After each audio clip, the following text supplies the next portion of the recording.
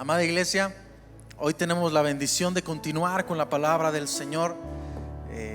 Yo sé que a veces es mucho pedir o el preguntar. Recuerdan lo que aprendimos la semana pasada y estábamos viendo este tema, un modelo a seguir. Estamos viendo la segunda parte y estamos escudriñando la porción de 2 de Timoteo capítulo 1, donde estamos viendo esta carta tan llena de amor, tan íntima de un padre espiritual hacia un hijo y deseando la bendición para este hijo espiritual. Y está demostrando el objetivo o el por qué está escribiendo estas cartas. Pablo, un hombre experimentado en la fe, un hombre experimentado en compartir el evangelio de Jesucristo, en llevar la palabra del Señor, estaba siendo formado, pero tenía un poco más de recorrido que Timoteo, y le escribía estas cartas para él y para la iglesia, con la finalidad de formar su vida y estuviera cada día conformándose de acuerdo a la palabra del Señor, lo que el Espíritu Santo hablaba o hablaría a la vida de la iglesia. ¿Ya qué voy con esto? Es que lo que hace la Escritura de Dios con nosotros es que cuando es expuesta o buscamos la palabra o vamos a la Escritura, toda la palabra de Dios, absolutamente toda la Escritura es inspirada por Dios, útil para enseñar, para redarguir, para instruir, para corregir, a fin de hacer el hombre, a usted y a mí, enteramente preparados para toda buena obra. Y así como Pablo tenía el deseo de que Timoteo fuera constantemente capacitado para la obra de Jesucristo, la palabra de Dios tiene esto por objetivo: que a usted y a mí nos capacite por completo la palabra de Dios para el llamado que tenemos a la salvación de Cristo Jesús. Le pregunto, ¿quién de aquí no desea ser formado por Cristo? Yo deseo ser formado por Él. Yo deseo ser formado por su palabra, porque nos ha llamado para conformarnos a Él. Y cuando vamos a la palabra de Dios, una de las cosas que hace esta palabra, la cual es viva y eficaz, es que deja al desnudo nuestra condición delante del Señor. Porque la palabra nos escudriña, nos enseña lo que somos y lo que no somos, no para avergonzarnos, sino para que el Señor nos perfeccione mediante la palabra de Dios. Y vamos a recordar la porción de la Escritura, 2 de Timoteo capítulo 1. Y a lo mejor lo va a oír un poco en esta enseñanza, pero es con la finalidad de que aprendamos la palabra del Señor. ¿Está listo? 2 de Timoteo capítulo 1, lo voy a leer en la Reina Valera 60. Cuando esté listo, dígame un amén. Y dice la palabra de Dios: a Timoteo, amado hijo, gracia, misericordia y paz de Dios Padre y de Jesucristo Señor nuestro, o nuestro Señor. Doy gracias a Dios, al cual sirvo desde mis mayores con limpia conciencia, de que sin cesar me acuerdo de ti en mis oraciones noche y día, deseando verte, al acordarme de tus lágrimas, para llenarme de gozo, trayendo a la memoria la fe no fingida que hay en ti, la cual habitó, diga conmigo, habitar, primero en tu abuela Loida y en tu madre Eunice, y estoy seguro de que en ti también. Por lo cual te aconsejo que avives el fuego del don de Dios que está en ti por la imposición de mis manos.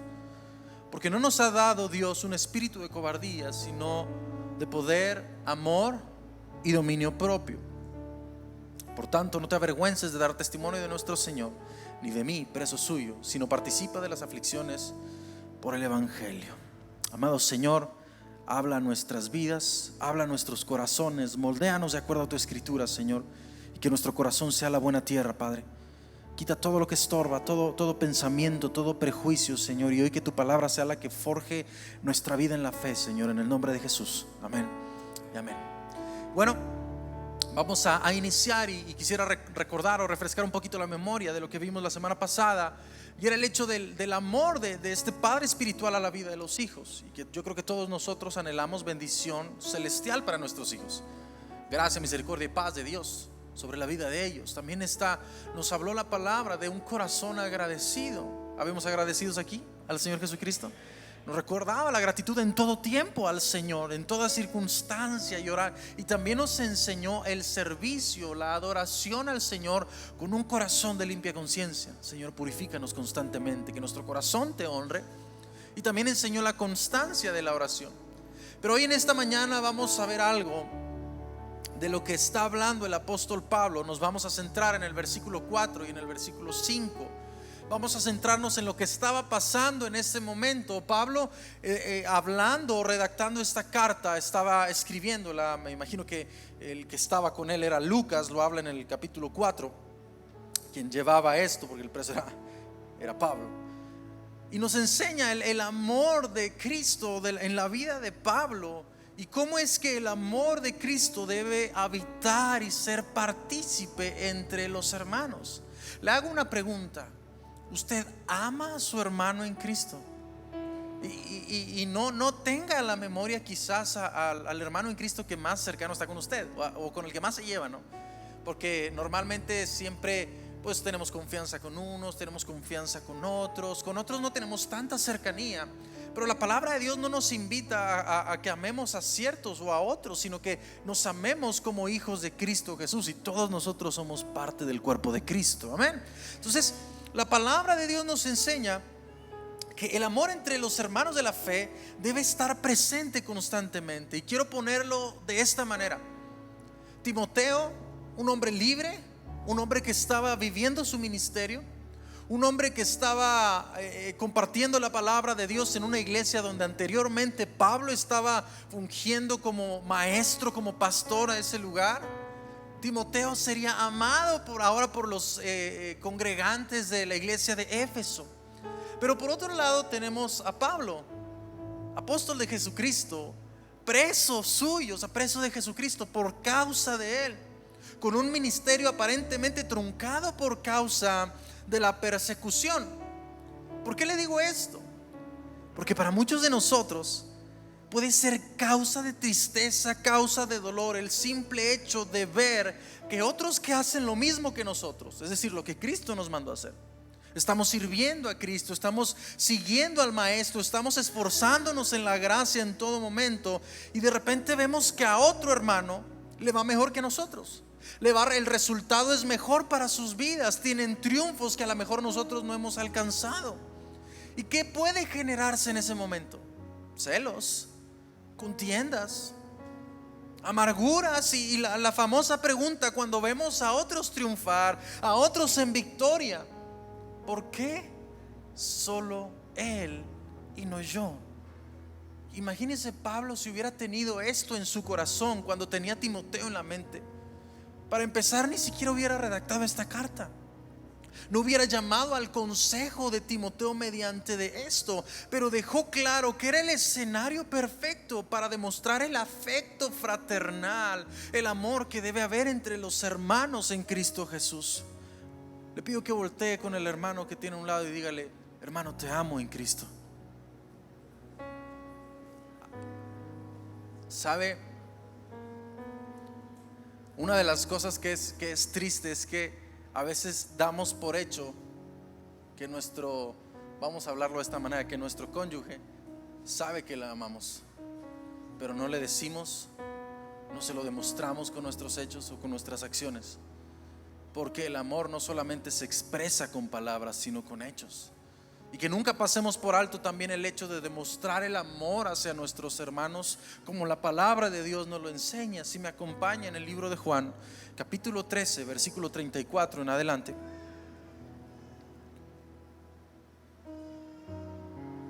Juan capítulo 13, versículo 34. Cuando esté listo, dígame un amén. Dice la palabra del Señor: estaba Jesús con todos sus discípulos. En esta ocasión Pablo todavía no había sido alcanzado por Cristo. Eran los 12 apóstoles de Jesucristo.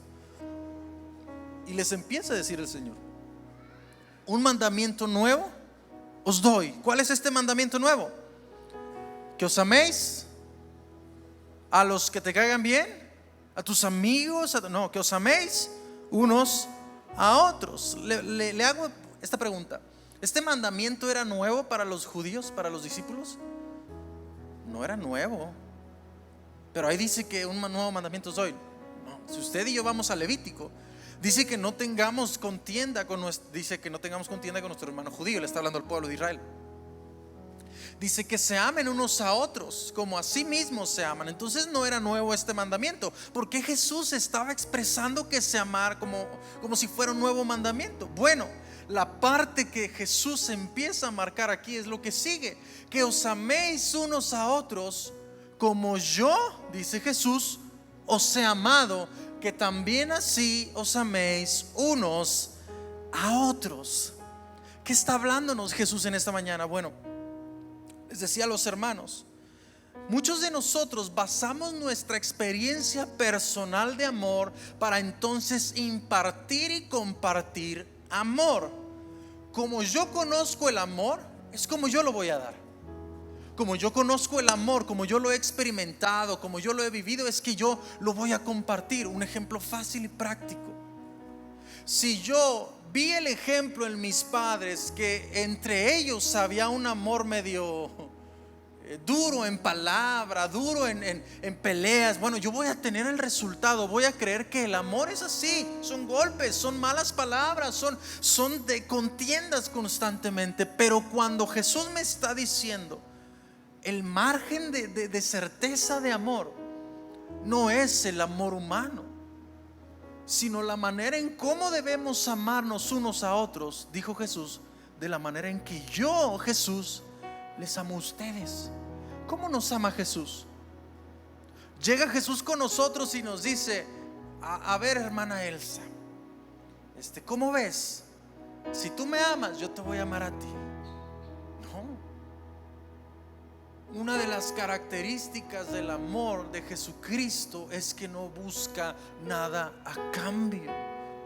Está la clase de amor entre pareja, entre familia, pero está este amor ágape, que es un amor incondicional, como el que tiene nuestro Señor Jesucristo. Mirad cuán amor os ha dado el Padre, porque de tal manera amó Dios al mundo, dice otra porción de la Escritura, que ha dado a su Hijo, para que todo aquel que cree en Él no se pierda, mas tenga vida eterna. Jesucristo descendió en forma de siervo a morir en una cruz, no esperando que todo mundo le amara, porque ¿qué dice Juan 1:11? A lo suyo vino, a lo suyo no le recibieron, no le amaron. Jesús en múltiples ocasiones llora por Jerusalén y se lamenta: oh Jerusalén, Jerusalén, mostrando ese amor, pero no lo recibía a cambio de parte de Cristo. Y Jesús hoy me enseña: la manera de compartir y dar amor no es como el hombre puede pensar. Porque ¿cómo nos enseña el mundo?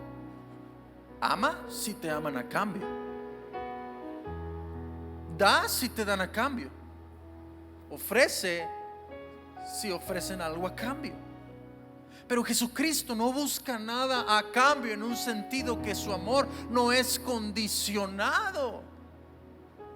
No dice la Escritura que envió a su único Hijo por algunos. Dice: de tal manera amó Dios al mundo, a todos.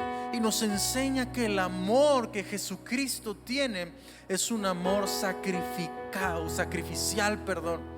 No busca nada a cambio, no busca lo suyo, como dicen en Corintios. No se envanece, no hace nada indebido, no se jacta del mal, sino se goza en la justicia.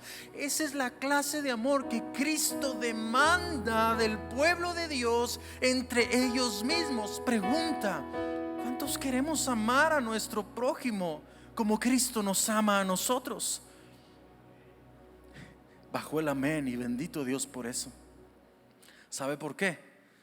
Porque no todos están dispuestos a sacrificar, porque no todos sienten amor. Pero si usted quiere amar, vaya con la fuente de amor. Dice la palabra de Dios: Dios es amor. No lo cantábamos de chiquitos: Dios es amor. La Biblia lo dice en el capítulo 4, versículo 8, primera de Juan. Dios es amor. ¿Cómo deben de ser los hijos de Dios entonces? ¿No deben de ser llenos de amor? Pero a veces ponemos en medio de nosotros las circunstancias. El ejemplo que te ponía de Pablo, ¿qué pasaría si se mete en medio de nosotros los celos por la bendición, las victorias, los triunfos de otros? ¿Cuántos no han dejado de amar por causa de los celos? ¿Cuántos no han dejado de amar a su prójimo por ver la bendición del Señor en sus vidas? Y tenemos que entender que este amor que Cristo demanda de nosotros no se basa si estoy bien o no estoy bien con Él, con mi hermano. Porque Cristo nos ama si fallamos o si estamos firmes. Cristo nos ama si estamos en riquezas o si estamos en pobrezas.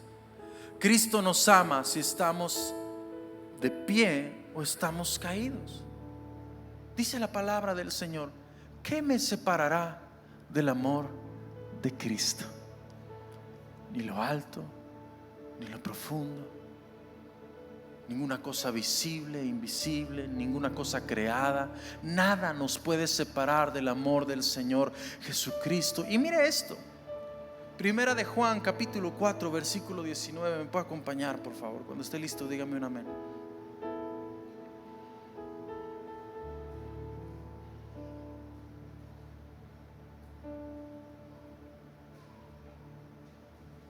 ¿Está listo?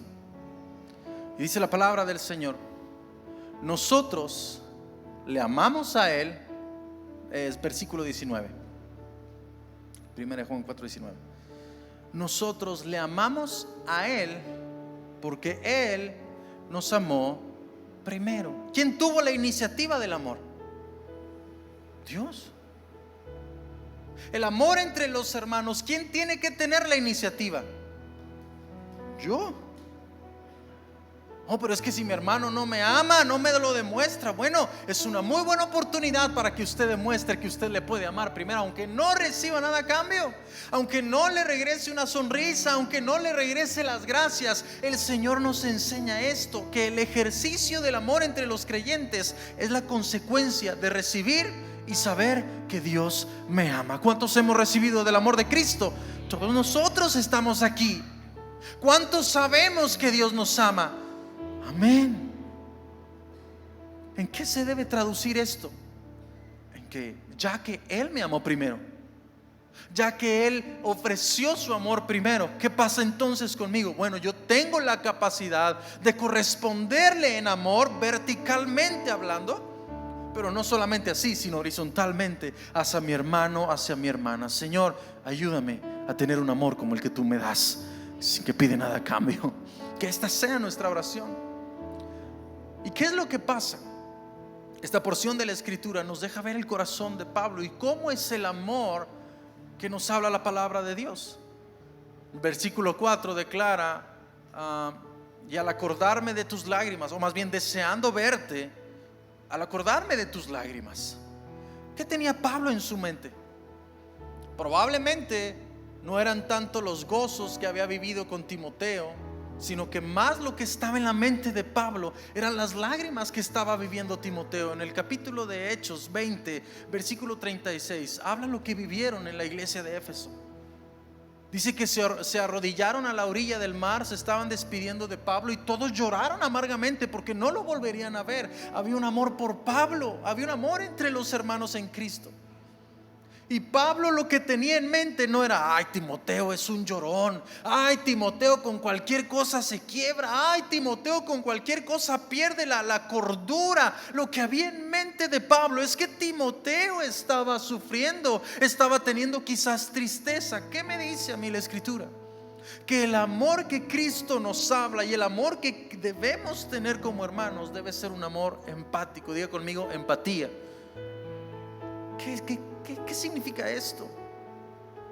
Bueno, la empatía es la capacidad de comprender los sentimientos de alguien más y hacerlos como propios. ¿No? ¿Qué decimos cuando alguien pierde un familiar? Oh, estoy contigo, ¿verdad? Te entiendo, yo he pasado por lo mismo. La empatía es esta: que si yo veo a mi hermano que está sufriendo, Pablo estaba recordando el llanto de Timoteo, lo que había pasado, y él simplemente le hace entender: Timoteo, sé que estaba sufriendo, Espero que no sigas sufriendo, pero mi oración es por ti. Por eso dice la palabra que se acordaba sin cesar en sus oraciones. ¿Cuándo? Día y noche. Estaba con él en esta oración. Y muchos piensan que en la vida cristiana no hay lugar para lo que se siente aquí en el corazón. Todos tenemos emociones. Todos sentimos gozo, todos sentimos tristeza, todos sentimos enojo, todos sentimos paz. Tenemos emociones. Y a veces muchos piensan que en la vida de la fe no hay lugar para tener un poco de emoción, para derramar alguna lágrima, para sentir un poco de enojo. Si así lo hubiera sido, Pablo hubiera reprendido a Timoteo: Timoteo, los hombres de fe no lloramos. Los hombres de fe, las lágrimas se quedan adentro. No, me acuerdo de tus lágrimas. Por eso deseo verte. ¿Para qué? Para consolarte, para estar contigo, para abrazarte, para decirte: Timoteo, todo va a estar bien. Se muestra esa empatía en el corazón de la iglesia de Jesucristo que debe de haber. Y este mismo principio de amor nos lo enseña la palabra. Pablo, inspirado por el Espíritu Santo, Romanos capítulo 8 versículo 15, dice la escritura, ya no la sabemos: gozaos, ¿con quién? Con los que se gozan. Pero luego, ¿qué dice? Llorad con los que lloran. En otras palabras, el amor de Cristo entre los hermanos es un amor empático, que si vemos los triunfos de nuestro hermano, los tomamos como propios y los celebramos dándole gloria al Señor por lo que hizo en su vida. Hermano, bendito Dios que sus hijos regresaron a los pies de Cristo. Los míos todavía no, pero alabo al Señor como si los míos ya hubieran regresado al Señor. ¿Qué pasa?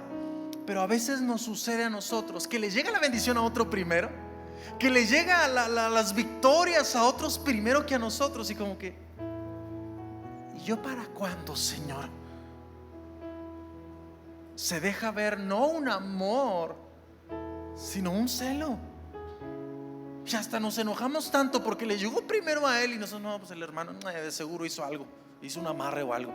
No, hermano, la paz de Cristo y la sangre de Cristo reprenda todo ese tipo de cosas del diablo. Vamos a poner este panorama.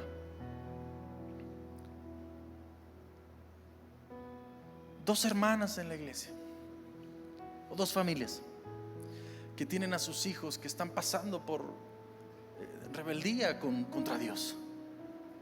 Hermana, vamos a orar por nuestros hijos. Vamos a hacer este propósito, nos juntamos de oración X día y oramos para que el Señor obre en la vida de nuestros hijos. Vamos a orar, hermano. Las hermanas oran, son persistentes en la oración, y aunque pareciera que no ha de llegar, ellas avanzan en esta oración y en esta convicción de fe. Y resulta que a la hermana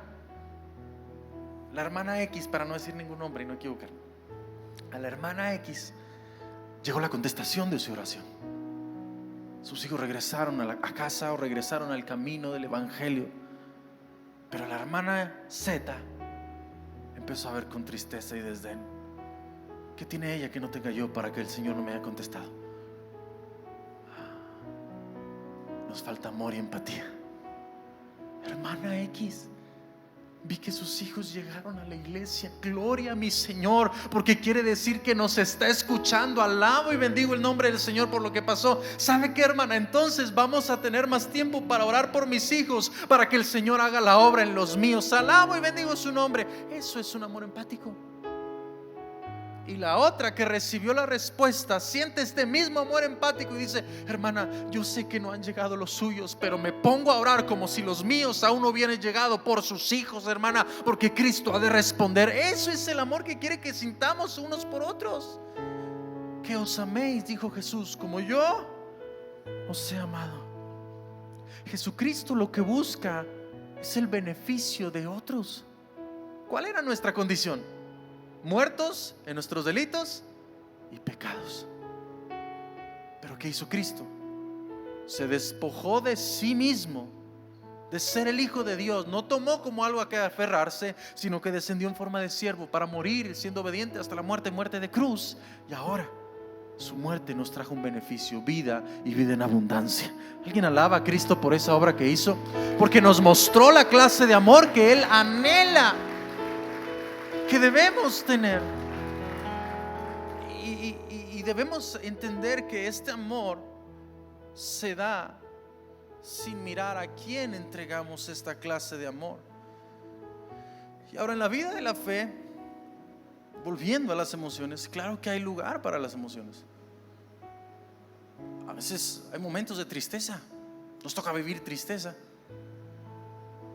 En la vida de la fe no todo es alegría, no todo es gozo, no todo es no, hay veces aquí se llora. Y gloria a Dios por esas lágrimas. ¿Por qué? A través de esas lágrimas, el Señor nos permite ver el amor que nos tiene a través de nuestros semejantes, porque se acercan, oran por nosotros, nos abrazan, nos animan a seguir adelante.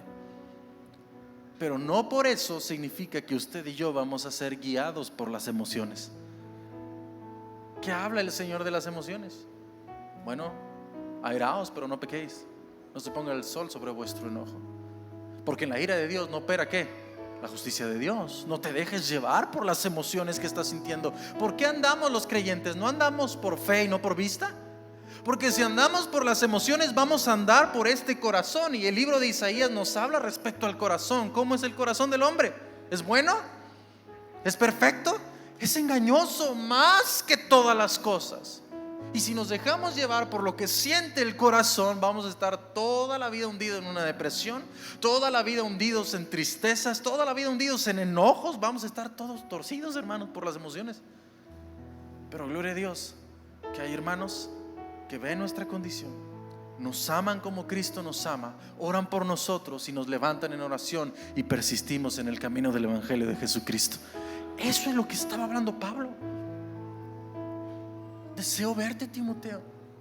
Tus lágrimas están en mi mente, tu sufrimiento está en mi mente y en mi corazón.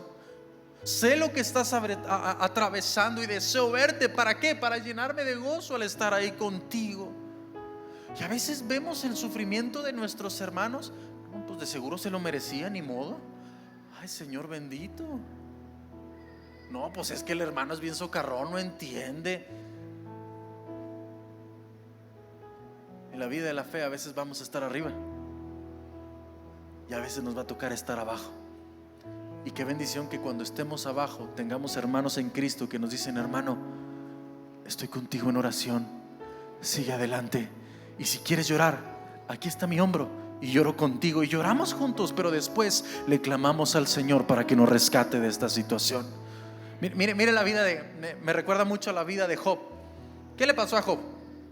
Perdió su dinero, perdió su ganado, perdió sus hijos, y al último perdió su salud.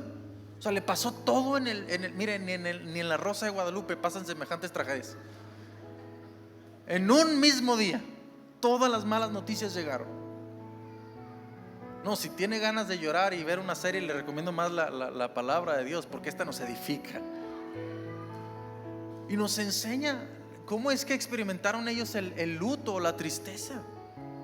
Job estaba triste, dice que se rasgó las vestiduras, se rapó y se echó en cenizas. Y luego vienen sus amigos con él. No sé si se da cuenta o ha leído esa porción. ¿Qué es lo que pasa con ellos? Dice que los amigos ahí se sentaron con Job. Dice que jamás abrieron su boca, no profirieron palabra alguna, sino hasta que Job comenzó a hablar.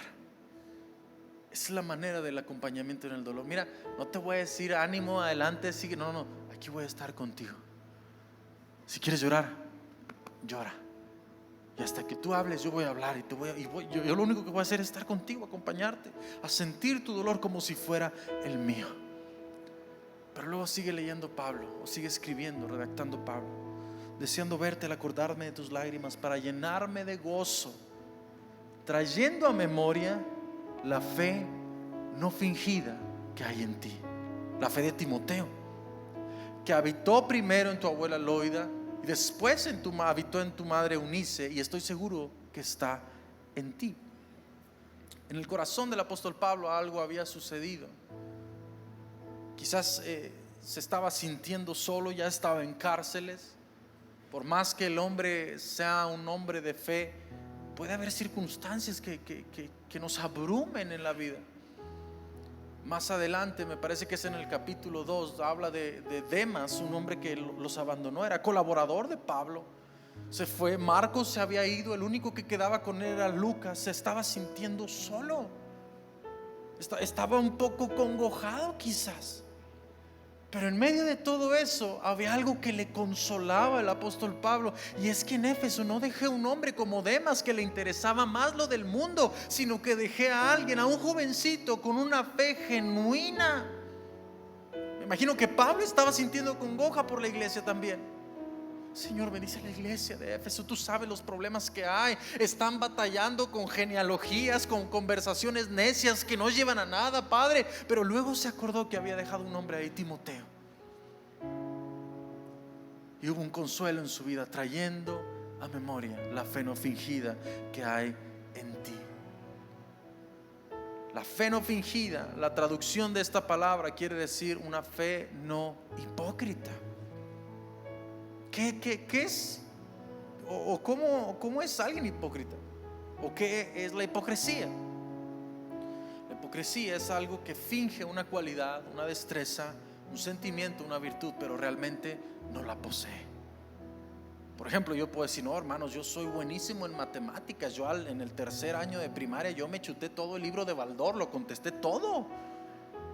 Y usted se queda así, de repente batalla en algo en la carrera y me dice: oiga, hermano, me ayuda aquí para entender un poquito las matemáticas. Y resulta que ni siquiera sé sacar la raíz cuadrada de 3, de 4. No, pues era un mentiroso, no sabe nada, era un hipócrita.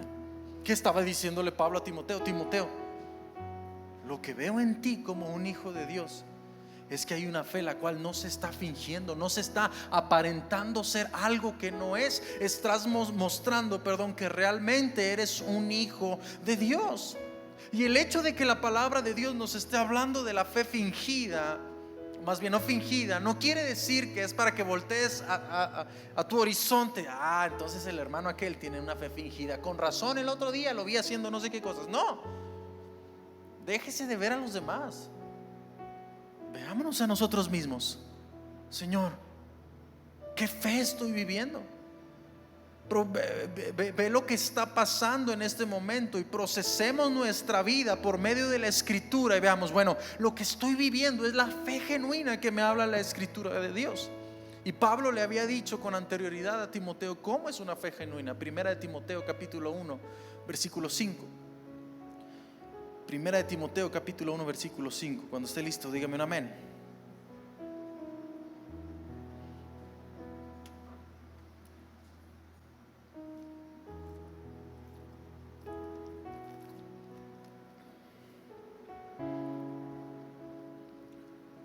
Para entrar en contexto, Pablo le dio una instrucción a Timoteo porque había un poco de desorden en Éfeso.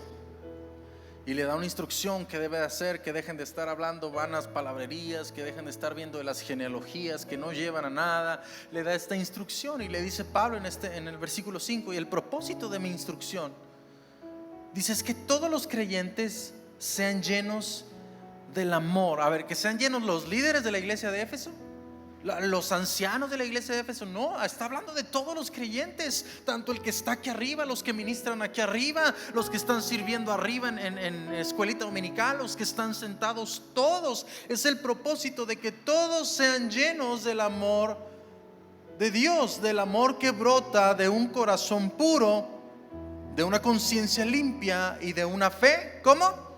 Sincera, una fe genuina. Y deja ver en la procesión de esta fe genuina lo que produce en los creyentes. Todo inicia con la fe. Diga conmigo, fe. ¿Cómo es que viene la fe a nuestra vida? La fe viene por él y el oír la palabra de Dios, ¿cierto? Todo inicia de esta manera. Escuchamos el evangelio de Jesucristo, escuchamos la palabra del Señor semana a semana, para luego darnos cuenta de nuestra condición, de lo que agrada y lo que no agrada al Señor, y nos ayuda por medio de su Espíritu Santo. ¿Para qué? Para que nuestra conciencia sea limpia. Ya vimos la semana pasada lo que es una conciencia limpia. Es aquella que está libre de culpas y está en la paz de saber que está en paz con Dios. Fe, conciencia limpia, y después de esto se traduce en un corazón puro. Un corazón puro es aquel que se concentra en todo lo verdadero, todo lo honorable, todo lo justo, todo lo puro, todo lo bello y todo lo admirable, como lo habla Filipenses 4:8. Todo esto culmina en el amor. Entonces, para yo amar a mis hermanos como Cristo me amó a mí, ¿qué debo tener? Fe genuina, porque es el principio de todo. Brota la fe genuina, después de ahí brota la conciencia limpia, después de ahí brota el corazón puro, y al último nace el amor de Cristo Jesús. Es como las fuentecitas que vemos en los restaurantes. Empieza una, cae en otra, cae en otra y cae en una grande. Se traduce el amor. Podemos entender entonces, hermanos, que una fe no fingida siempre va acompañado con acciones. ¿Por qué le digo esto? Porque podemos tener fe en las enseñanzas de Cristo. ¿Cuántos creemos que la palabra es palabra de verdad del Señor? Podemos tener esta certeza en nuestra vida. Me puedo aferrar a la doctrina de Jesucristo, puedo creer que es verdadera, pero si jamás en la vida lo traduzco a una vivencia o una aplicación de la palabra de Dios, entonces la fe que yo estoy viviendo no es más que una máscara. Porque si somos solo oidores y no hacedores de la palabra de Dios, dice en el libro de Santiago, que venimos a ser como un hombre que ve su rostro en el espejo, se considera como es, pero luego se va y se olvida de cómo éste era. Señor Jesús, ayúdanos a tener una fe genuina. Que no seamos apariencias, Señor, sino que nuestra profesión de fe sea real y verdadera. ¿Cuántos lo anhelamos? Ayúdanos, Señor Jesucristo. ¿Por qué? Porque tarde o temprano todas las apariencias se caen. Todas. Y si lo quiere ver un poquito más certero o más en un ejemplo práctico, no sé cuántos han visto o han puesto en su fachada de su casa cantera o alguna clase de piedra, y resultaron que se dieron cuenta que el maestro albañil no puso bien el adhesivo. ¿Qué es lo que pasa con la cantera? Se cae, ¿verdad? Se queda ahí el cuadrito. ¿Qué pasó? La fachada se cayó, la máscara se cayó porque no la pusieron bien, no hicieron el debido proceso. Bueno, con la fe puede suceder lo mismo. Ya que no estamos viviendo una fe genuina, tarde o temprano las cosas que van a hacer que se caigan esta máscara, ¿qué son? Preocupaciones, celos, adversidades, enfermedades, necesidades, escasez, y todo eso se desprende. Por eso mucha gente cuando viene a Cristo viene clamando por un milagro, viene clamando por una bendición, y resulta que simplemente no sucedió nada. Como dice la palabra del sembrador, creció un poco, pero los espinos o las rocas no lo dejaron crecer y se fue. ¿Quién tú y yo queremos ser en la historia de la fe? ¿Queremos ser hombres y mujeres que persisten hasta el día de Jesucristo? ¿O queremos ser que algo tan pequeño como escasez o enfermedad o algo tan absurdo como los problemas nos separen de Cristo? Yo quiero ser un hombre de fe como me enseña la palabra de Dios. Y como hijos debemos de clamar al autor y consumador de la fe. ¿Quién es este? Jesús. Jesús. Que cuando inicie nuestro día a día, Jesús, ayúdame a vivir tu palabra, no solo haberla escuchado un domingo. No permitas que haya sido una pérdida de tiempo mi domingo a domingo para no vivir lo que tu escritura me enseña. Que no sea una pérdida de tiempo los mensajes que me llegan de la YouVersion para leer la Biblia y sea pérdida de tiempo. No, Señor, ayúdame a vivir tu palabra en todo momento. Y cuando somos honestos con nosotros mismos, de decir: siento que he sido un poco falso en alguna profesión de mi fe, siento que no he sido tan genuino en la profesión de mi fe. Bueno, es tiempo de reconocerlo, porque la Biblia habla de los hombres que tenían esta apariencia de fe. Señor, Señor, en tu nombre echamos fuera demonios, pusimos las manos sobre los enfermos y sanaron, y hicimos milagros, prodigios y señales. ¿Cuál fue la respuesta de Jesucristo? Apartaos de mí, hacedores de maldad, yo nunca los conocí. pero todos los domingos iba a la iglesia, pero no te conocí. Lo que veía era una máscara, no veía una fe genuina como habla la Escritura. Yo quiero una fe genuina. Señor, ayúdame a tenerla. ¿Qué significa fe? ¿Cuál es la traducción de fe? Una de las traducciones original de la palabra fe quiere decir credibilidad. Cuando alguien cree por completo en algo, bueno, le pones su esperanza o su fe en esto. Les daba el ejemplo la semana pasada de que la abuelita o el tataranieto, o porque lo vieron en Facebook o en un TikTok o lo que usted quiera, que vio que el jugo de limón con agua calentita y miel en la mañana le ayudaron a bajar de talla, hasta 3 tallas por semana. Ya estamos todos los días comprando limón para exprimirnos el jugo y nos damos cuenta que nos queda más apretada la ropa. Pero como le tuvo credibilidad a eso que le dijeron, ahí estamos, no, el TikTok me lo dijo. Cuando le tengo credibilidad a la palabra de Dios, constantemente busco de su palabra y busco aplicar su palabra en mi vida. Señor, ayúdame a vivir tu palabra. Señor, en mi trabajo ayúdame a aplicar tu palabra, en la educación con mis hijos, Señor, en mi relación de noviazgo, en mi matrimonio, en mi negocio, en todo lo que yo estoy haciendo, Señor. Porque si le tengo fe, credibilidad a la palabra, ¿qué voy a hacer? ¿Lo voy a aplicar? ¿Lo voy a hacer? Es una convicción la fe. Es pues la fe, la certeza, ¿la qué? La convicción de lo que no se ve. Hebreos 11. Es una confianza en Cristo para salvación. Es una constancia en una profesión. Que hoy estoy con Cristo, que mañana estoy con Cristo, que en las buenas estoy con Cristo, pero en las malas estoy con Cristo, que en las victorias estoy con Cristo y en mis derrotas estoy con Cristo, que cuando lloro estoy con Él y cuando estoy feliz estoy con Él. Es una constancia en la profesión de fe, es una fidelidad. ¿Cuántos queremos serle fiel al Señor cada día de nuestra vida?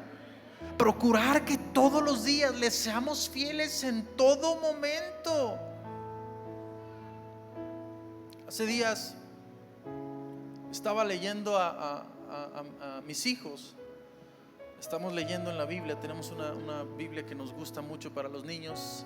Creo que se llama la Biblia en acciones, tipo como historieta, y habla toda la enseñanza de la palabra. Y estábamos en la parte donde Judas cambió a Jesucristo por 30 monedas de plata. Y mi niña me pregunta: papi, ¿por qué lo vendió así? Le dije: mi amor, porque pues no le era fiel a su maestro. Y a veces nosotros pensamos, ¿no? Qué bárbaro, ¿cómo pudo Judas traicionar, cambiar a Jesús por 30 monedas de plata?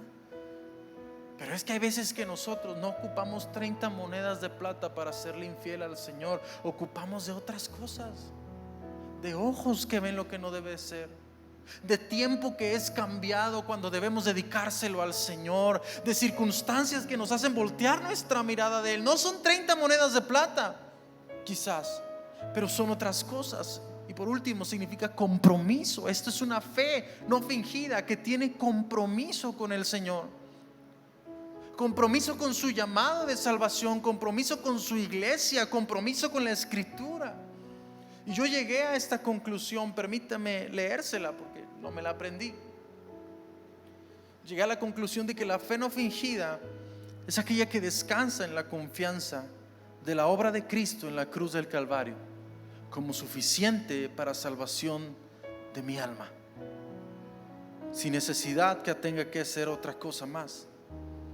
Y al mismo tiempo es aquella que me da compromiso con la palabra de Dios y la convicción de que es veraz, y por ende genera en mí una constancia en la profesión de mi fe, manteniéndome firme y fiel a su palabra. Señor, yo quiero esa fe en mi vida. Yo quiero profesar esa fe, y entendiendo lo que hace la fe, siempre va acompañada de acciones. Diga conmigo: acciones. Santiago capítulo 2, versículo 17. Se la voy a leer en la nueva traducción viviente. Santiago capítulo 2, versículo 17. Cuando esté listo, dígame un amén. Ahí está, y está hablando acerca de la fe. Y dice en esta porción de la palabra: así también la fe, si no tiene obras, es muerta en sí mismo. ¿Me puedes poner la nueva traducción viviente, por favor? Nueva traducción viviente. Gracias. Dice: como pueden ver, la fe por sí sola no es suficiente, a menos que produzca, ¿qué cosa? Buenos actos. Está muerta y es inútil. Ahora bien, alguien podrá argumentar: algunas personas tienen fe, otras buenas acciones. Pero yo les digo, ¿cómo me mostrarás tu fe si no haces buenas acciones? Yo les mostraré mi fe con mis buenas acciones. ¿Tú dices tener fe porque crees que hay un solo Dios? Bien hecho. Aún los demonios lo creen y tiemblan aterrorizados. En esta semana me mandaron un video de un pastor y me causó mucho impacto lo que dijo. Pues es una realidad. Y este pastor decía: es que hay que darnos cuenta de que el infierno va a estar lleno de creyentes, perdón. La Biblia lo dice. Los demonios creen. ¿Por qué hablo esto? ¿Por qué nos enseña esto la palabra? Porque no solamente es decir, bueno, ya tengo fe. Es un error pensar que la fe más las buenas acciones da como resultado salvación. No. La fe no es por obras para que nadie se gloríe. La palabra no se está contradiciendo con lo que dice Romanos y con lo que está diciendo en Santiago. Más bien está comprobando lo que hace la fe. La salvación es esta: fe igual a salvación, igual a buenas acciones. Es decir, que son la muestra de lo que Cristo ha hecho en mi vida. Pregunto: ¿cuántos somos salvos por la sangre de Jesucristo? Amén. Como dice en Santiago: muéstrame tu fe, tu salvación, por medio de tus obras, por lo que has hecho, por la clase de vida que estás llevando. Por eso Pablo decía a Timoteo: traigo a memoria tu fe no fingida, porque los frutos de tu vida dan la muestra de que Cristo te ha salvado y ha puesto tu nombre en el libro de la vida. Jesucristo declaró: por sus frutos los conoceréis. Por los frutos que demos vamos a saber si Cristo ha hecho salvación en nosotros o simplemente seguimos con la vida pasada, con la vieja manera de vivir. Y con esto no quiero decir que si llegamos a equivocarnos en la fe, porque puede suceder, podemos pecar. Algunos pudimos venir enojados en la mañana porque los niños no se apuraban, porque su esposa o su esposo no se apuraba, porque se le atravesó un creyente y le pitó 7 veces. Podemos caer en errores, pero si nos equivocamos, podemos ir donde Cristo, reconocer y entender que nuestro proceso de salvación es un constante crecimiento y purificación en la sangre de nuestro Señor Jesucristo. Nos purifica mediante su palabra. Y la fe fingida es aquella que no le pesa pecar, es aquella que no le pesa hacer las liturgias de la iglesia, lo hace con gozo, con alegría, pero simplemente no vive su fe fuera de la iglesia. ¿Para qué venía hoy? Hubiera venido hasta que llegara el pastor Soto. Bendito Dios, porque Él nos habla y nos enseña la vida que quiere que tengamos en Cristo Jesús. Bendito Dios por eso, para ser perfeccionados. Por eso les decía al principio, Pablo le escribía esta carta a Timoteo y a la iglesia de Éfeso con la finalidad de que fueran perfeccionados en la fe. Y a veces la escritura nos va a decir en lo que estamos mal, lo que estamos actuando mal delante del Señor Jesucristo. ¿Qué nos corresponde hacer? Abre tus ojos, date cuenta de lo que estás haciendo, o lo que yo, Samuel Soto, estoy haciendo. Pide perdón y corrige tu vida en el poder de Cristo Jesús y su Espíritu Santo. Eso es lo que tenemos que hacer. Y así como los sentimientos en una relación son tan inútiles cuando no hay acción. ¿A qué voy con esto? Les decía a los hermanos en la mañana, ¿no? Es que yo le digo siempre a mi esposa que la amo. O sea, aquí siento que la amo, y su esposa toda moretoneada así. Oye, amor, a mí la Biblia me enseña del amor ágape, no del amor apache. Digo, el amor, pues sí, dicen así, ¿verdad? Perdón. No me habla de eso. Un amor en la paz de Cristo. Oye, es que yo amo a mi esposa, pero nunca la halago. Oye, qué rica te quedó la comida. Qué sabroso. No, es que ella sabe, pastor, él sabe que amo, cómo se esfuerza por trabajar. Y aunque a veces llega tarde, yo lo regaño porque no me trajo las tortillas que le pedí, pero pues él sabe. Los sentimientos sin demostraciones de amor son inútiles. Por ende, la fe sin la evidencia de la obra de Cristo en nuestra vida, dice la palabra de Dios, es muerta en sí mismo.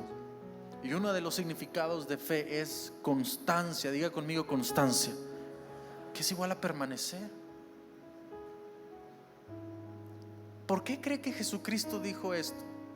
Y aquel que oyendo mis palabras y las pone por obras, lo compararé con un hombre que edificando su casa sobre una roca, y vinieron los fuertes vientos y se azotaron con ímpetu aquella casa, pero la casa permaneció de pie.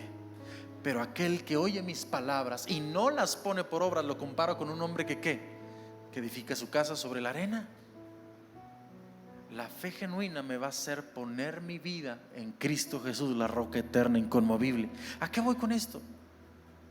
Que vienen circunstancias, situaciones difíciles, pasan cosas en nuestra vida, y lejos de correr al Señor para clamar, para pedir, para orar, para agradecer, lo primero que hacemos es poner mala cara con Dios e irnos de la iglesia porque no me respondió lo que yo quería que me respondiera. Pero una fe genuina está con Cristo, aunque la respuesta que usted y yo recibamos sea completamente diferente a lo que clamamos. Padre, que pase de mí esta copa sin que yo la beba. Y aquí se apareció un ángel para fortalecerlo en el jardín del Getsemaní. La respuesta fue diferente, pero la fe de Cristo se mantuvo en su Padre Celestial. ¿Cuántos queremos esta fe en nuestra vida? Amén. Le damos una ofrenda de palmas al Señor.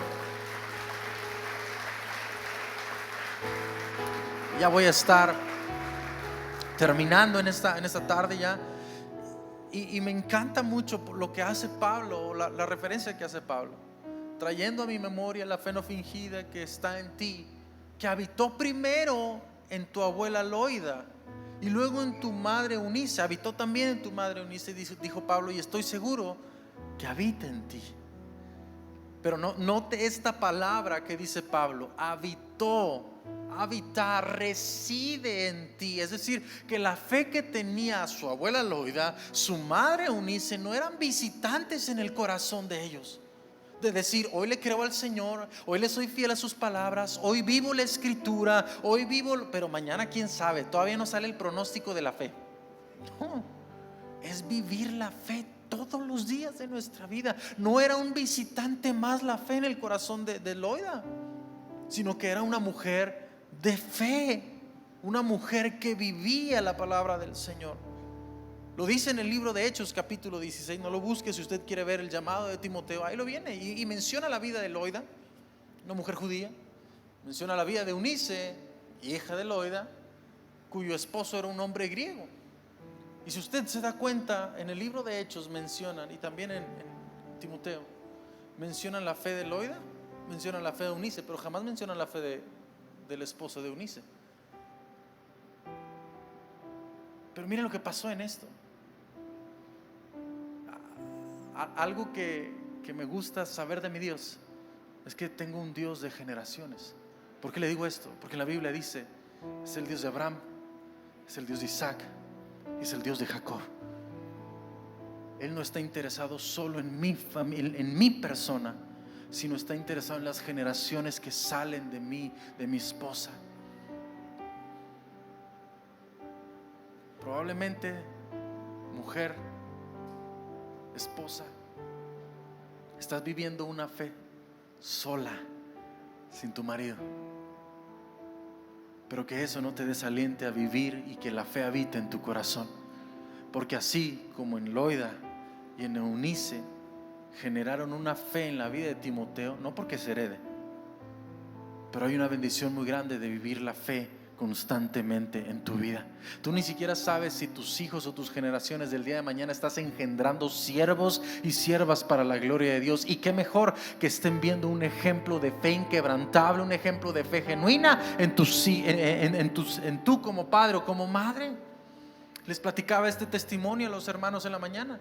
No sé quién ha escuchado el testimonio del pastor, pero mi bisabuela, ella no era creyente del evangelio, no era hija de pastores, no era hija de siervos, no era hija de congregantes de la iglesia, era inconversa. Pero resulta que una de sus hijas, mi abuela, cae en locura, se vuelve loca, literalmente se vuelve loca. Tenían que tenerla apartada, ella estaba sucia, la tenían encadenada, aborrecía a mi abuelo. Mi abuelo ya quería llevar a mi abuela a un brujo, a un chamán, a ver si le hacían una limpia, a saber qué. Pero lo único que mi bisabuela escucha, una voz que tengo entendido y la certeza que fue el Espíritu Santo hablándole: este género no sale sino con oración y ayuno. En su vida había escuchado el evangelio. ¿Qué es esto? Va con un pastor, le dijeron que fuera con un pastor y el pastor le dice: oye, ¿tú tienes un problema grave? Pues mi hija está loca. Vamos a orar, vamos a clamar a Cristo por esto. Se puso a ayunar y al séptimo día, para la gloria de Dios, mi abuela, se levanta como si jamás hubiera pasado algo en ella. ¿Qué pasó en ese lugar? Ahí vio el poder de Dios mi bisabuela y se entregó a Cristo y dio como resultado un Alfredo Soto y un Amparo González entregados a Jesucristo. Ellos no fueron siervos de iglesia, pero cada que podía o pasaba un siervo de Dios por Monclova, Coahuila, atendían, le daban sus frijolitos, le daban su arrocito y su huevito, los atendían ahí. 2 generaciones, mi bisabuela y mi abuela, pero resultan sus hijos, mis seis tías, no 5, y mi papá. En una de mis tías engendró 3 pastores, 3 siervos del evangelio de Jesucristo. Mi tía permaneció en la fe, murió su esposo de diabetes, está en la presencia del Señor, pero su fe se mantuvo en Cristo Jesús. Los hijos de mi tía, uno de ellos es pastor para gloria de Dios. Otras hijas de uno de mis primos son siervas en la iglesia del Señor Jesucristo. Pues aquí está de este lado mi padre, siervo de Dios para la gloria del Señor. Y todas mis hermanas y yo servimos al Rey de Reyes y Señor de Señores.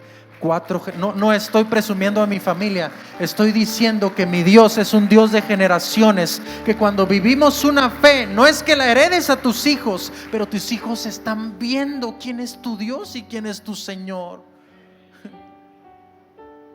Como les decía en el culto la semana pasada, para mis hijos va a ser algo no natural el no buscar del Señor, el no asistir a la iglesia, el no venir porque tengo cansancio. Va a ser algo no natural, pero para ellos va a ser natural servirle, entregarse, amarle, porque están viendo en ellos. Y le pido al Señor que me ayude a tener una fe genuina, como la habla la Escritura del Señor.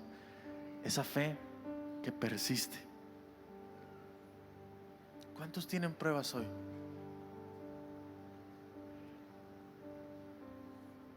En las luchas y en las pruebas, la iglesia sigue caminando, solo se detiene para predicar. Angustias, todos. Gloria a Dios por ellas, porque nos hacen meternos más con Cristo y llorar más con Cristo y amar más a Cristo. Gracias a Dios por la fe genuina que deposita en nosotros. Y quiero cerrar con esto. Tal vez para muchos de nosotros esta palabra nos incomodó de manera de decir: ay caray, entonces ¿qué clase de fe estoy viviendo? ¿O qué estoy profesando como hijo de Dios? Me es necesario no vivir la fe semejante a la de mi hermano, sino vivir la fe como la Escritura me enseña y me declara en su palabra.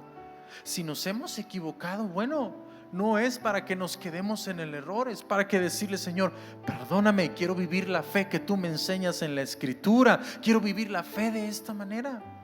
Porque lo que el mundo va a querer, amada iglesia, va a querer implantar la vida del mundo, y es una vida terrible. Qué mejor que desde ahorita estemos implantando en nuestros hijos la fe en Cristo Jesús. Como les dije la semana pasada, mi objetivo como padre, mi ministerio principal de padre, es ser el evangelista de mis hijos, que conozcan a Jesucristo.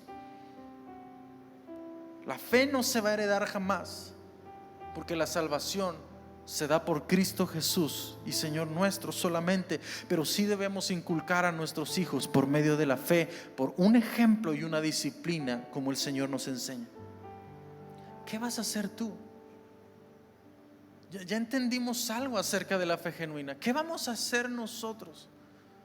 Yo como padre me quiero encargar que en mi casa, en mi hogar, proveer un lugar o un ambiente de fe y un ambiente de espiritualidad para la vida de mis hijos, para la vida de mi esposa. Quizás no lo van a entender al principio, pero así como dijo Pablo, de la fe que hubo en tu padre Samuel,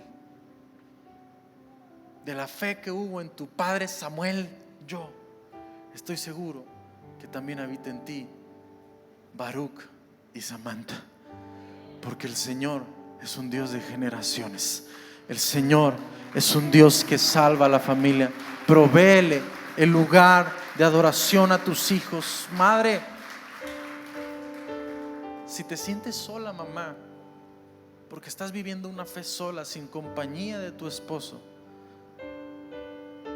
mi oración por ti es para que persistas en esta convicción y vivas la fe sin cansancio. Porque probablemente el día de mañana coseches con un siervo o una sierva entregado a los pies de Jesucristo. El día de mañana lo coseches con un hombre y una mujer de Dios que sirven para la gloria del Señor. Y sobre todo,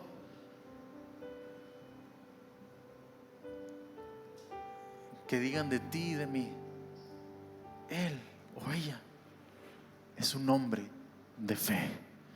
No porque le creemos a Dios siempre solamente, sino porque persistimos en nuestra profesión de fe, sino porque somos constantes en vivir la palabra del Señor y porque persistimos en declararlo como Cristo, Señor nuestro. ¿Alguien alaba el santo nombre del Señor? No ocultes tu fe. Si puede pasar el grupo de alabanza. No ocultes tu fe para los demás. Pablo veía en Timoteo, hay una fe genuina. Lo que dice ser es. No hay máscaras en él. Y a veces nos pasa que aquí tenemos como las máscaras estas de la obra de teatro, ¿no? Que una es sonriendo y la otra es triste, ¿verdad? Y qué triste sería que nuestra vida sea semejante a esto, que aquí tengamos una máscara, pero que allá afuera se muestre nuestra realidad. La palabra de Dios nos escudriña hoy y nos ha mostrado lo que somos, pero también lo que no somos. Y si nos ha incomodado en base a la fe, bendito es el nombre de nuestro Señor Jesucristo, por lo que Él quiere, porque Él quiere hijos e hijas entregados por completo a Él. Si no es tu fe de esta manera, hoy levántate en Cristo Jesús y dile: ayúdame, Señor, a tener una fe genuina. Y si tu fe es genuina de acuerdo al testimonio de la palabra del Señor, no te jactes de tenerla. Humillémonos más del Señor y digámosle: Señor, permíteme que persista en la fe hasta que regreses por tu iglesia, Señor. Eso es todo lo que deseo. Si la fe está en ti, Él te va a dirigir a todo lo recto, a todo lo puro, a todo lo que honra al Señor. Y el vivir la fe de esta manera comenzará a generar un cambio tan profundo en nuestra vida, comenzando en nuestro corazón. Y te vas a dar cuenta que al que no podías amar, de pronto lo empezaste a amar tanto, porque la fe genuina se desbordó en conciencia limpia, en corazón puro y un amor para con todos los demás. ¿Por qué no nos ponemos de pie en esta tarde? Qué bendición fue escuchar el mensaje del día de hoy. Te invitamos a que lo pongas en práctica durante toda tu semana. En Vida Nueva creemos en la bendición de dar. Así que si en tu corazón está el bendecir la obra del Señor, te dejamos la información a continuación para que puedas hacerlo. Nos vemos la próxima semana. Dios te bendiga.